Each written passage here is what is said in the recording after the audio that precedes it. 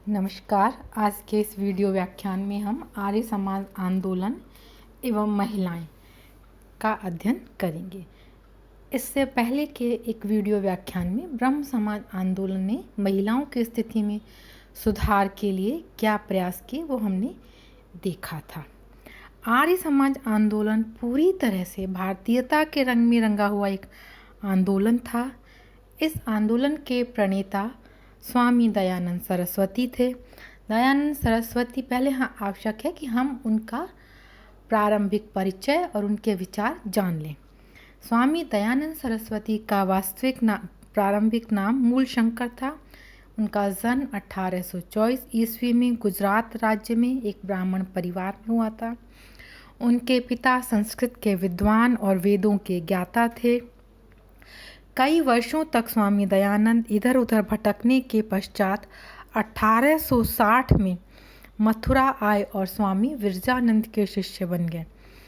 उन्होंने अपने गुरु के सानिध्य में वेदों के मूल अर्थ को समझा और वैदिक धर्म के प्रति उनकी आस्था और विश्वास को बल मिला।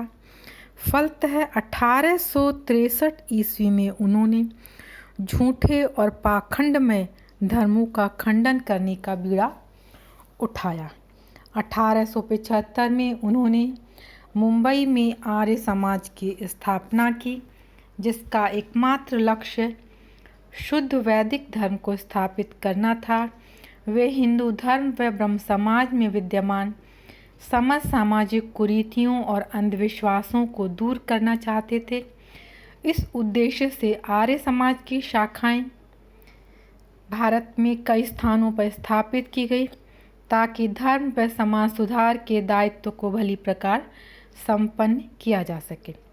धार्मिक क्षेत्र में दयानंद मूर्ति पूजा, बहुदेववाद, अवतारवाद, पशु बलि, तंत्र मंत्र और कर्म कांडों के विरोधी थे। वे समाज में समानता की स्थापना के प्रबल पोषक थे और महिलाओं को भी समानता का स्तर प्रदान करना चाहते थे। वेदों को ईश्वरीय ग्रंथ मानते थे और चाहते थे कि बिना किसी भेदभाव के सभी स्त्री पुरुष उनका अध्ययन करें। सबसे अधिक बल उन्होंने स्त्री शिक्षा के विस्तार पर दिया। अधिकाधिक शिक्षा ग्रहण करने से स्त्रियों को अज्ञान के अंधकार से मुक्त होने के लिए प्रेरणा मिलेगी। भारत के सामाजिक इतिहास में वे प्रथम सुधारक थे जिन्होंने शूद्रों और स्त्रियों को भी वेदों के अध्ययन करने और उच्च शिक्षा प्राप्त करने का समर्थन किया। यज्ञोपवीत पहनने तथा उच्च जाति के लोगों के साथ कई मामलों में समानता का अधिकार प्रदान किया। पुत्र और पुत्रियों की समानता पर बल देते थे। नारियों को समाज में आदर व सम्मान प्रदान करना चाहते थे। अतः उन्होंने बाल विवाह, बहुविवाह, विधवाओं को हेय दृष्टि से देखना, पर्दा प्रथा, देवदासी प्रथा, वेश्यावृत्ति, इन सब पर खूब प्रहार किए और इन सामाजिक बुराइयों को दूर करने का हर संभव प्रयास किया। इन प्रयासों का परिणाम यह हुआ कि समाज में समानता की भावना का क्रमशः विकास होने लगा।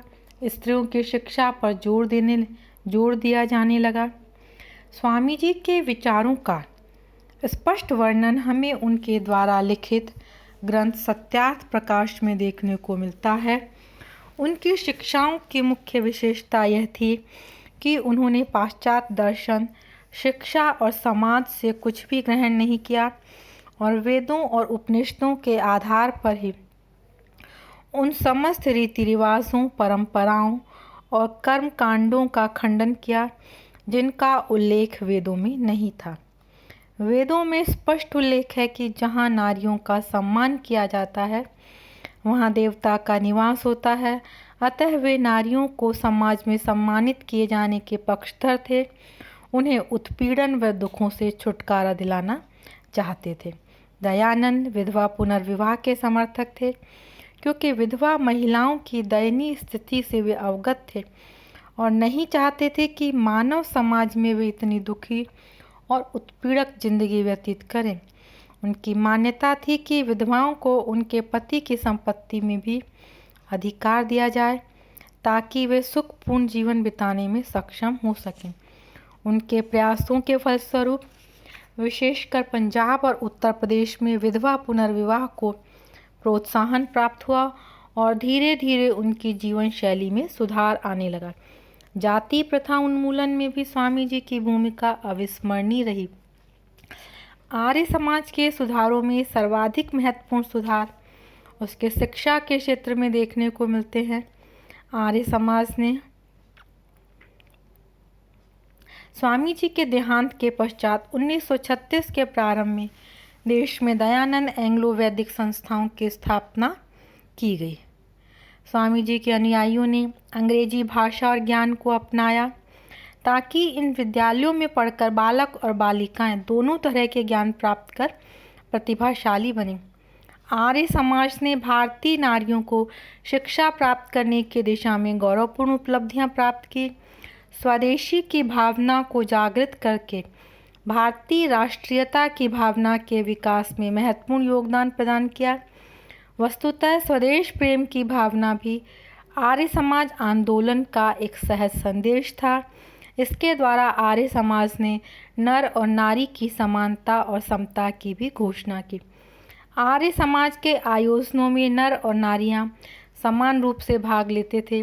स्वामी जी के प्रयासों से पुरुषों के साथ साथ महिलाओं में भी संस्कृति के प्रति विशेष आस्था और विश्वास पनपने लगा। इस तरह से स्वामी दयानंद सरस्वती ने स्त्रियों के लिए शिक्षा के द्वारा समानता का मार्ग प्रशस्त किया और महिला उत्थान में आर्य समाज ने एक महत्वपूर्ण भूमिका विशेषकर पश्चिम उत्तर प्रदेश, पंजाब इन क्षेत्रों में आर्य समाज की बहुत महत्वपूर्ण भूमिका रही।